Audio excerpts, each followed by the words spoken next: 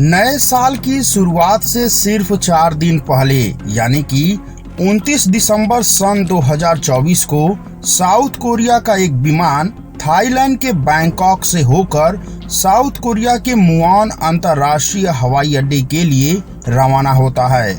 इस विमान में कुल 181 लोग सवार थे, जिनमें से 175 यात्री व 6 चालक दल के सदस्य सवार थे।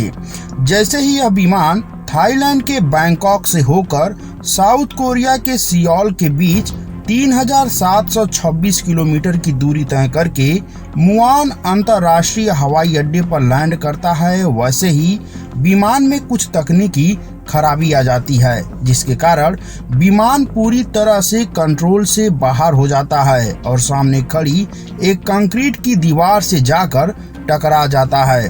महज 4 मिनटों के अंदर ही यह विमान आग के गोले में तब्दील हो जाता है, जिसमें सवार 181 में से 179 लोगों की मौके पर ही मौत हो जाती है। नमस्कार दोस्तों, मैं हूं सुरेश और स्वागत करता हूं आप सभी का हमारे इस YouTube चैनल स्टडी गाइड पर। दोस्तों, आज के अपने इस वीडियो में हम बात करेंगे साउथ कोरिया के सबसे बड़े विमान दुर्घटना जेजू एयर फ्लाइट क्रैश के बारे में, और साथ ही यह भी जानेंगे कि आखिर इतना बड़ा हादसा हुआ कैसे। तो चलिए बिना किसी देरी के शुरू करते हैं आज के अपने इस वीडियो को। दोस्तों, जेजू एयर कंपनी साउथ कोरिया की पहली और सबसे बड़ी कम लागत वाली एयरलाइन है, जिसकी स्थापना आज से ठीक 20 साल पहले यानी कि 25 जनवरी सन 2005 को किया गया था। इस एयरलाइन का नाम साउथ कोरिया के सबसे बड़े आइलैंड जेजू के नाम पर रखा गया। 2 मई सन 2006 को जेजू एयरलाइन ने अपना पहला विमान खरीदा और 5 जून सन 2006 को इसने अपना पहला कॉमर्शियल उड़ान भरा।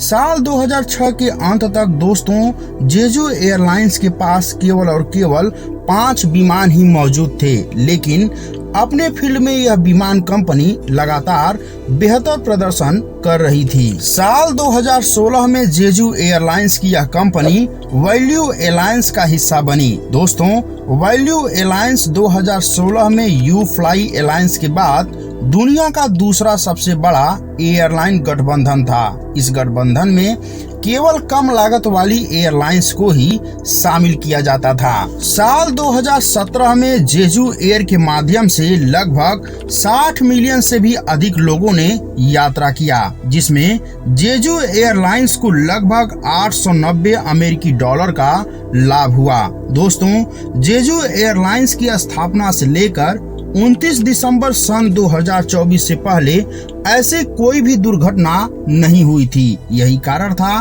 कि साल 2024 में ही साउथ कोरिया के प्रोडक्टिविटी हेडक्वार्टर के द्वारा जेजू एयरलाइंस को नेशनल कस्टमर सेटिस्फैक्शन इंडेक्स में प्रथम स्थान दिया गया था। दोस्तों, नेशनल कस्टमर सेटिस्फैक्शन इंडेक्स यानी कि NCSI एक ऐसा सूचकांक होता है जो यह दिखाता है कि किसी भी प्रोडक्ट और सर्विस से ग्राहक कितने संतुष्ट हैं। जरा सोचिए, जिस विमान कंपनी को अपनी सर्विस और ग्राहक संतुष्टि के लिए साउथ कोरिया के NCSI में प्रथम स्थान मिला था, उसके साथ इतना बड़ा हादसा आखिर कैसे हो गया। तो चलिए इस सवाल के जवाब को भी जानते हैं। दोस्तों, जेजू एयर फ्लाइट में सवार यह 175 यात्री दरअसल थाईलैंड के बैंकॉक में क्रिसमस डे सेलिब्रेट करने गए थे। इन 175 यात्रियों के साथ विमान के 6 चालक दल भी मौजूद थे। इस तरह से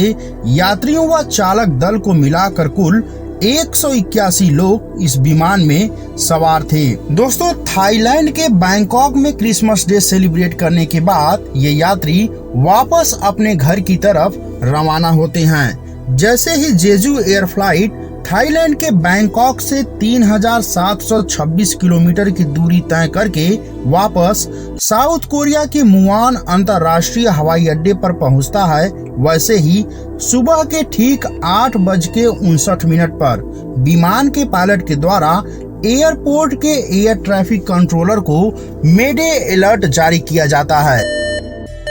दोस्तों, मेडे अलर्ट शब्द का प्रयोग कोई पायलट तभी करता है जब उसके विमान के साथ कोई बड़ी दुर्घटना होने वाली होती है। मेडे अलर्ट के माध्यम से विमान के पायलट ने एयर ट्रैफिक कंट्रोलर को यह सूचना दी कि उसके विमान से एक पक्षी टकरा गया है। जैसे यह सूचना जेजू एयरलाइंस के ट्रैफिक कंट्रोल को मिलती है, वैसे ही कंट्रोल टीम इस फ्लाइट की सुरक्षा का हर संभव प्रयास करता है। कंट्रोल टीम के एक्सपर्ट्स के द्वारा विमान के पायलट को दिशा बदलकर दोबारा से लैंडिंग कराने की सलाह दी जाती है। फ्लाइट का पायलट एक बार फिर हवा में चक्कर लगाकर रनवे पर लैंड करने की कोशिश करता है, तभी अचानक विमान का लैंडिंग गियर काम करना बंद कर देता है।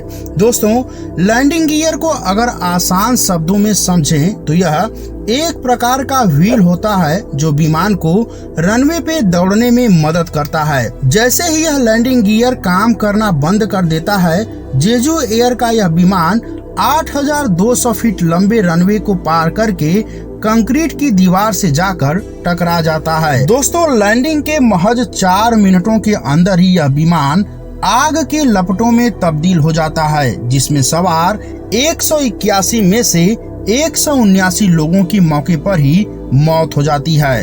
दोस्तों, संयुक्त राष्ट्र संघ के मुताबिक यह हादसा 2018 के बाद होने वाला सबसे बड़ा हादसा है, क्योंकि आज से ठीक 7 साल पहले इंडोनेशिया में भी एयर फ्लाइट 610 के साथ भी ऐसा ही हुआ था, जिसमें 189 लोगों की मौत हो गई थी। दोस्तों, अब सवाल यह उठता है कि जब विमान का लैंडिंग गियर काम नहीं कर रहा था तो पायलट को विमान लैंड कराने की इतनी जल्दी क्यों थी? इस सवाल का जवाब देते हुए साउथ कोरिया के एविएशन सिक्योरिटी के अध्यक्ष मिस्टर वांग यह कहते हैं कि किसी भी विमान में 2 इंजन होते हैं। विमान का एक इंजन अगर काम करना बंद कर दे तो दूसरे इंजन से भी काम लिया जा सकता है। कोई भी पायलट बिना लैंडिंग गियर को खोले केवल तभी लैंडिंग के बारे में सोच सकता है जब विमान का दोनों ही इंजन काम करना बंद कर दे, और ऐसी दशा में पायलट के पास एकदम भी समय नहीं होता है, और इस केस में ऐसा ही प्रतीत होता है।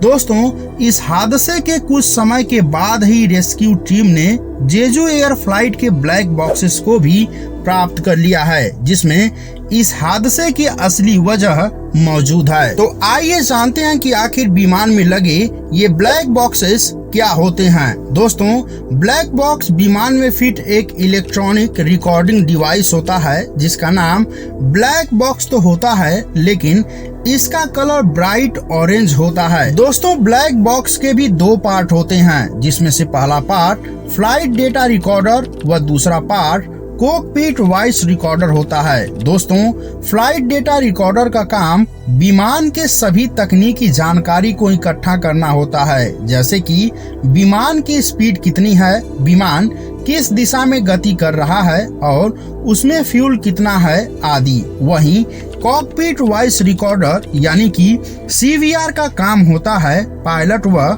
को पायलट के बीच होने वाली बातचीत को रिकॉर्ड करना। दोस्तों, जेजू एयर फ्लाइट का हादसा इतना बड़ा था कि इसमें मौजूद ये ब्लैक बॉक्सेस भी पूरी तरह से झुलस गए हैं, जिसमें जेजू विमान के हादसे की असली सच्चाई मौजूद है। फिलहाल इस ब्लैक बॉक्स को स्टडी करने के लिए अमेरिका भेज दिया गया है। दोस्तों, आप लोगों को यह जानकारी कैसी लगी? यदि यह जानकारी आप लोगों को पसंद आई हो तो प्लीज इस वीडियो को लाइक कीजिएगा। चैनल पर नए हैं तो चैनल को सब्सक्राइब करके अपना एक प्यारा सा कमेंट जरूर सेंड कीजिएगा। मिलते हैं अगले वीडियो में एक नए टॉपिक के साथ, तब तक के लिए धन्यवाद।